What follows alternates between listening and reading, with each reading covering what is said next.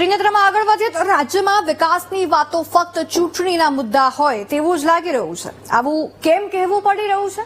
કારણ કે ભાવનગર અમદાવાદને જોડતા હાઈવેનું કામ છેલ્લા કેટલાય વર્ષોથી લટકી રહ્યું છે.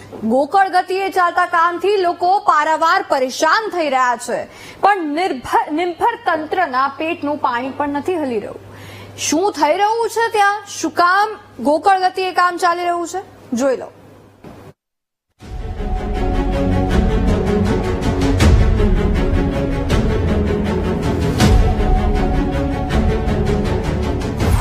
ભાવનગર અમદાવાદ હાઈવેની કામગીરી ટલ્લે ચઢી. કેટલાય વર્ષોથી લટકી રહેલા કામની તંત્રને નથી પરવા. અધૂરા કામથી લોકોને પારાવાર મુશ્કેલી. ખાતમુહૂર્ત કરવામાં સુરા અધિકારીઓ કામ ક્યારે પૂરું કરશે? ભાવનગર અમદાવાદને જોડતા હાઈવેના મંથર ગતિએ ચાલતા કામથી પ્રજા ત્રાહિમામ પુકારી ઉઠી છે. લોકોની સગવડ માટે શરૂ કરાયેલું કામ ટલ્લે ચડી જતા લોકોને હેરાન થવાનો વારો આવ્યો છે. ભાવનગરને અમદાવાદ જેવા મેગા સિટી સાથે કનેક્ટ કરવા રાજ્ય સરકારે 5 થી 6 વર્ષ પહેલા 4 લેન રોડ બનાવવા માટેની કામગીરીની શરૂઆત કરી હતી. કામ શરૂ થયાને લાંબો સમય વીતવા છતાં કામ પૂર્ણ ન થતા લોકો પરેશાન થઈ રહ્યા છે. રસ્તા ઉપર આડેધડ અપાયેલા ડાયવર્ઝનથી વાહન ચાલકોને પારાવાર મુશ્કેલી સાથે અકસ્માતનો ભય પણ સતાવી રહ્યો છે. ભાવનગર થી અજળાઈ સુધીનો રોડ સારો છે અને અજળાઈ પછીનો રોડ બહુ ખરાબ રોડ છે કે જેથી કરીને અકસ્માતની સંભાવના બહુ વધારે છે અને અકસ્માતો બહુ વધારે પડતા થાય છે. તો સૌને વિનંતી, સરકારને વિનંતી છે કે આપણે નેશનલ હાઈવેનું કામ જલ્દીથી પૂર્ણ કરે. રોડની સ્થિતિ બહુ ગંભીર છે. 2 વર્ષથી રોડનું કામ ચાલે છે. ડાયવર્ઝન આપેલા છે, ડાયવર્ઝનમાં બમ્પ નથી આપેલા. અકસ્માતનો બહુ ભય રહે છે. રાત્રે બહુ કેવર આવે છે. અકસ્માત તો બહુ ડેન્જર થાય છે. અમુક ટ્રક વાળા નીચે વહ્યા જાય છે. નાની ગાડીઓ વાળા એક્સિડન્ટ થાય છે. સામે ટક્કરમાં એકબીજીના મોત થાય છે. હમણાં થોડાક દી પહેલા જ મોત થયું હતું.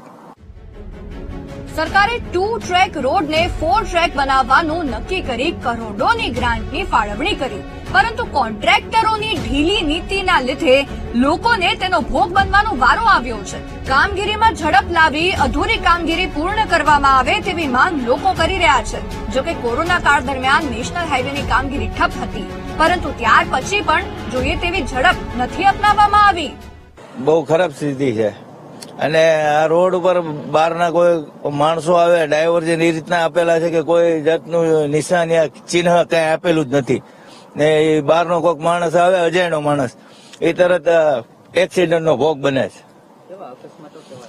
અકસ્માતો એવા થાય છે કે વાત પૂછોમાં, કે ગાડીઓ પલટી ખાઈ જાય, માણસ ફેડલ થઈ જાય, એવા અકસ્માતો થાય છે. અને વારે ઘડીએ ગાડીઓને બપચીઓ લાગી જાય તો ટાયર ફાટી જાય, એ રીતનું થાય છે.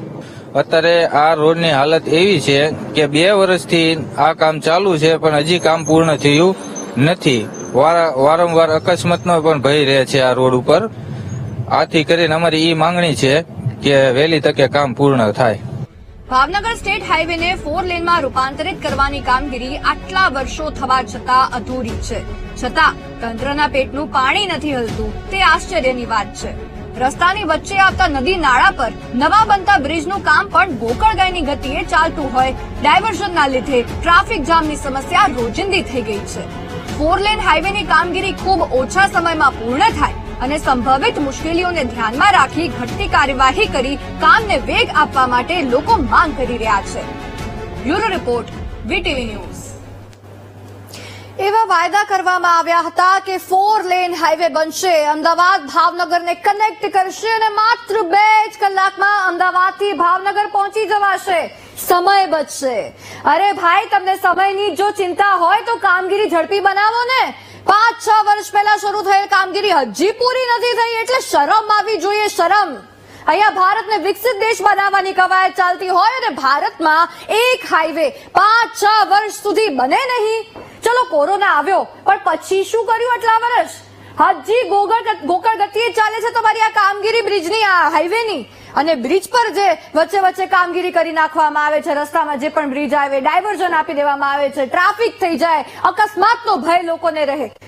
પણ તમે એવા જ બનાવવાના છો કે વારંવાર રિપેર કરવા પડે, એમને ખબર જ છે. એમાં અમારે શંકાને સ્થાન જ નથી.